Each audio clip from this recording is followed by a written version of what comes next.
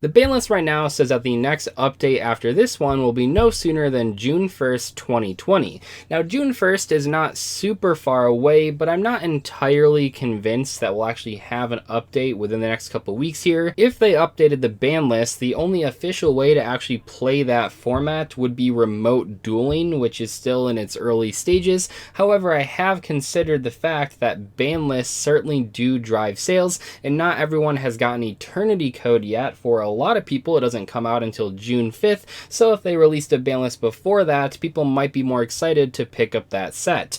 Anyway, if we're assuming there is a ban list coming in like June, I'm going to make my predictions for that ban list in today's video. These predictions aren't going to work if we don't get a ban list until like July or August, but if Konami were to update the ban list by the end of June, so we got what, 5 or 6 weeks here, I would say that these are going to be my predictions. Keep in mind that a prediction is not the same as a wish list, because a wish list is what I really want to see happen, where a prediction is what I think Konami might do. First up, you guys probably already know, Block Dragon will likely be banned on this next ban list. That's really interesting as well, that Block Dragon, a card that was designed to help out a type that has very little support, rock types, suddenly becomes this ban-worthy card, pretty much the first time it's seen widespread competitive use. We've seen decks in the past use Block Dragon pretty competitively as well, things like Block Dragon Burning Abyss. We've also seen it in like Gem Knight FTK, but once again, that's not a deck that was super popular in any given format. I feel like what we've learned over the past few weeks here is that Block Dragon by design has always been inherently broken. It just never had like a tier 1 deck to actually go into to prove how powerful it was.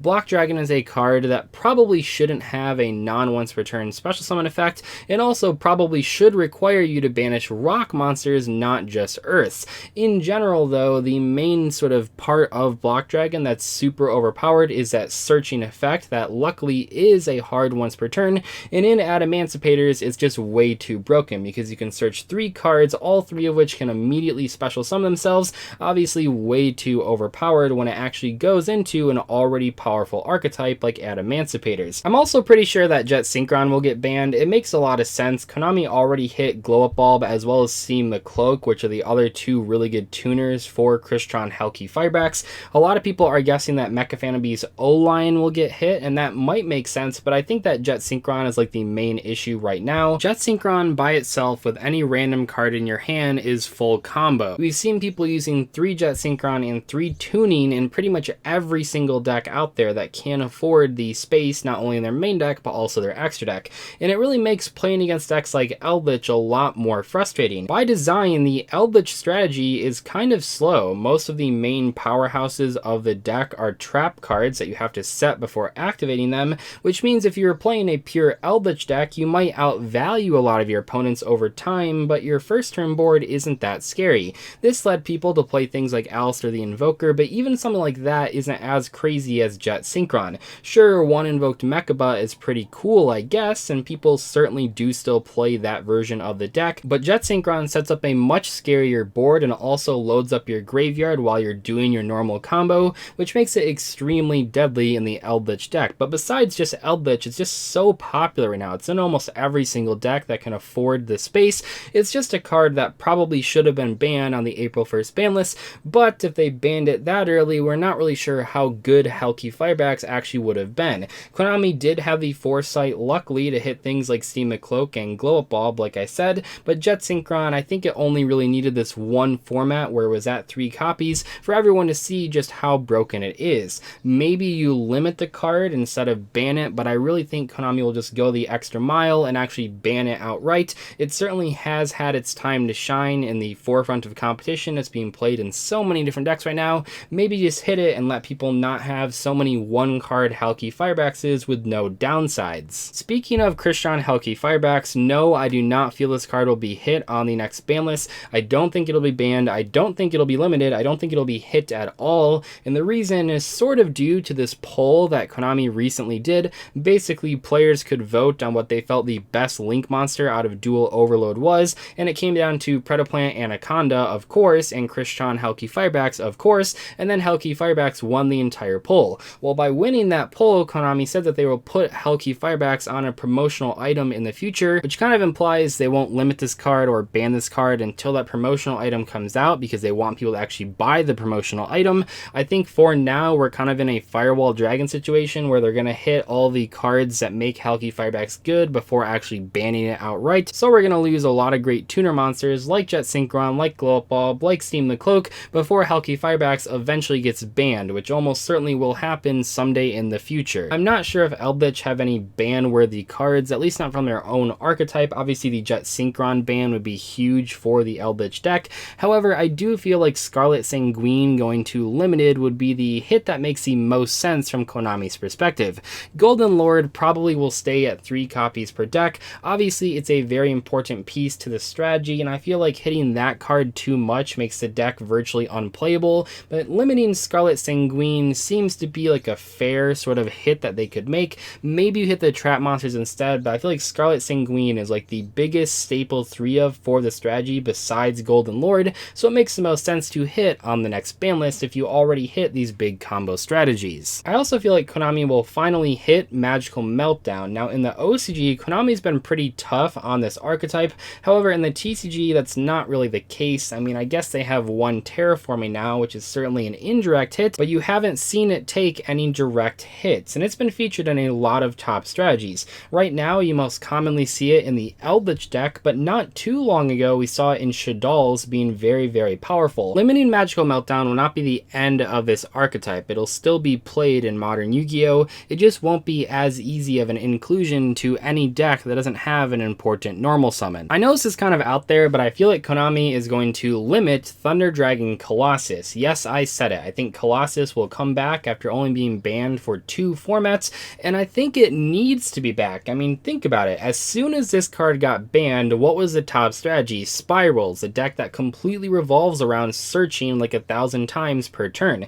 We also saw decks like Dinosaurs that had a lot of searching that were really good last format, and right now a lot of the top strategies perform a lot of searches every single turn. I think what I learned is that Thunder Dragon Colossus might be a necessary evil at 1 copy per deck, just so the threat is out there, so decks like Spirals actually have to take into consideration, what do I do if I can't search 1,000 times per turn? Now, I'm not sure if Thunder Dragons right now would be a top strategy if Colossus was at 1 copy per deck. However, it would at least be an option for players, which means that the decks that are top strategies that search a lot would have to have answers for Colossus. I think that Colossus actually is an important piece of the metagame, which sounds weird to say out loud. I know Konami doesn't usually unban cards this fast, and I also know Konami was really afraid of Thunder Dragons under Master Rule 5, but I think at this point we can all pretty much agree that Thunder Dragons would not be the best deck if Colossus was at 1 copy or even 2 copies, so I think Konami bringing the card back to 1 copy per deck and just seeing what it does would be a fantastic idea. And finally, I want to end today's video talking about a few cards that I feel could be semi-limited on the next ban list. The semi-limited section of the ban list is pretty small compared to the forbidden and the limited cards. However, it still is valuable, especially for cards that Konami limited but probably could come off the ban list. This section on the ban list lets Konami put a card to 2 copies per deck, just in case it's too overpowered at 3, they can at least let players experiment with just 2 copies. The first card that I feel should be semi-limited is Zodiac Barrage. So I know why Konami was afraid of Barrage being at 3 copies per deck with Trident back into the game, even just at limited.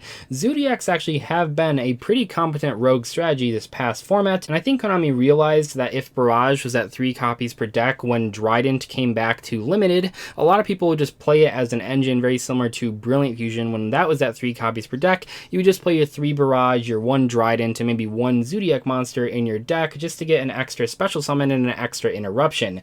However, with Barrage at 1 copy per deck with only 1 Trident, we mostly just saw the pure Zodiac strategy, which actually isn't half bad. It's a pretty decent rogue deck. While Zodiacs certainly do have some pretty decent first turn combos, I think putting Barrage to 2 is completely okay. I don't think it'll make a big difference on the metagame. It seems like at this point we've realized that Broad Bull was the main problem card in Zodiacs. I think Konami knows that, and I think that they'll be willing to put Barrage back to 2 copies per deck. Lastly, we have Totally Awesome and ABC Dragon Buster. These cards should not have been limited in the first place. I know that Konami was afraid of them, but it seems really silly in hindsight. I don't even think these decks with 3 copies of these cards could compete with Eldlich or Adamancipator, let alone at 1 copy per deck. These decks did benefit pretty heavily from Master Rule 5, which is why Konami limited these cards preemptively, but like I said, in hindsight, now that we know what the format looked like, we know that these cards probably would not have made a big impact even at 3 copies per deck.